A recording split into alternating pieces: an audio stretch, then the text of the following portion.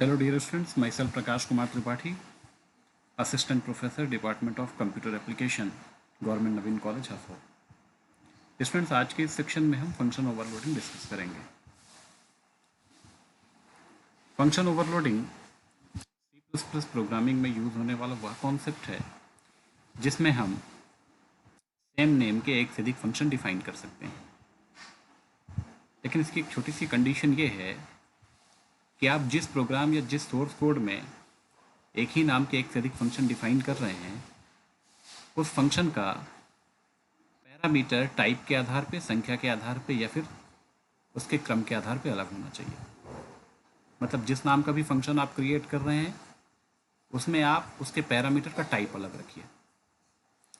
Type अलग रखने का मतलब ये है कि मान लीजिए कि एक फंक्शन मैंने फन नाम का बनाया है, तो फन नाम के फंक्शन के अंदर अगर मैं एक इंटीजर पास करता हूँ तो एक फंक्शन डिफाइन हो सकता है, और फ्लोट पास करूँगा तो दूसरा फंक्शन डिफाइन हो सकता है।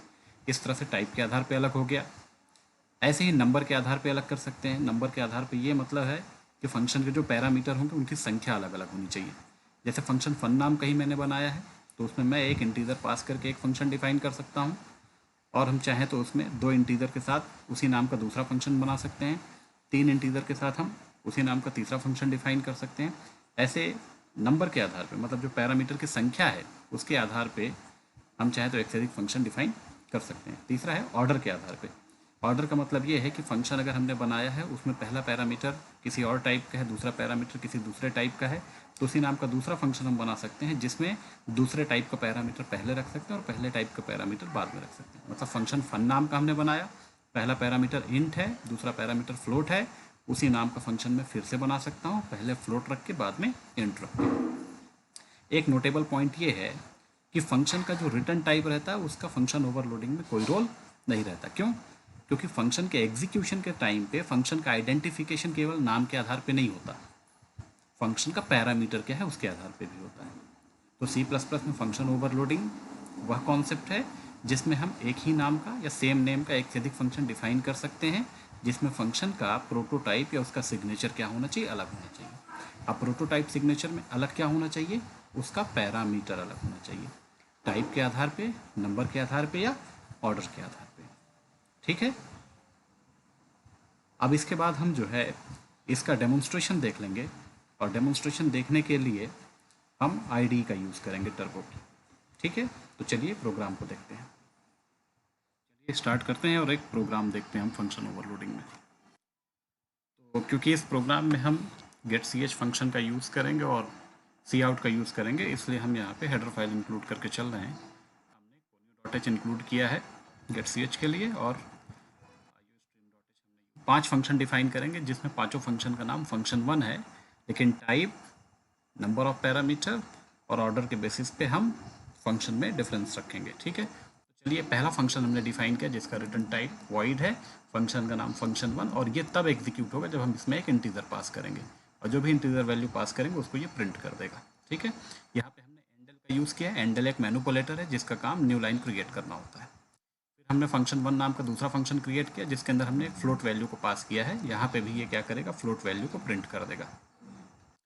तीसरा फंक्शन हमने डिफाइन किया फंक्शन 1 नाम का ही, जिसमें एक इंटीजर हमने पास किया एक्स पैरामीटर के तौर पे और दूसरा वाई के। तो ये हमारा इंटीजर पैरामीटर वाला ही दूसरा फंक्शन बन गया है जिसमें इंटीजर एक ना होकर दो है।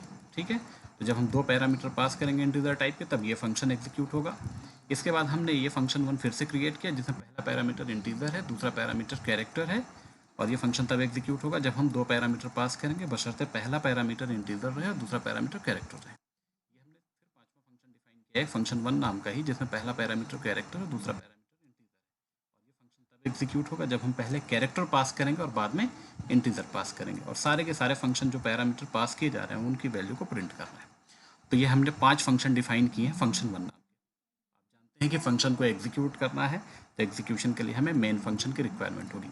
तो चलिए मेन फंक्शन के अंदर से ये हमने पहले फंक्शन को कॉल किया फंक्शन 1 विथ 1 इंटीजर। उसके बाद हमने ये दूसरे फंक्शन को कॉल किया फंक्शन 1 नाम का ही जो फंक्शन है जिसमें हम फ्लोट वैल्यू पास करेंगे।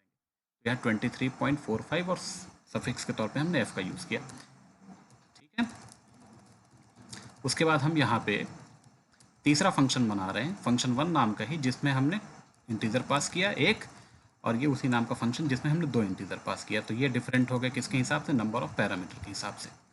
उसके बाद फिर से हमने फंक्शन 1 नाम का ही फंक्शन कॉल किया जिसमें एक इंटीजर और एक कैरेक्टर पास किया, और बाद में इसी फंक्शन को फिर कॉल किया और एक कैरेक्टर और एक इंटीजर के साथ कॉल किया। तो ये डिफरेंट हो गए ऑर्डर के बेसिस पे। चलिए गेट सी एच अप्लाई करते हैं और फंक्शन को एग्जीक्यूट करके देखते हैं। तो एग्जीक्यूशन करने के लिए हमें कहाँ जाना पड़ेगा, रन में जाके प्रोग्राम को हमने एग्जीक्यूट किया और जिस ऑर्डर में हमने फंक्शन डिफाइन किया था उस ऑर्डर में इसका एग्जीक्यूशन। तो ये था फंक्शन ओवरलोडिंग का कॉन्सेप्ट, जिसमें हम एक नाम के एक से अधिक फंक्शन बनाए। और फंक्शन में डिफरेंट क्या रखा, फंक्शन के टाइप, पैरामीटर के टाइप, उसका नंबर्स और उसका ऑर्डर।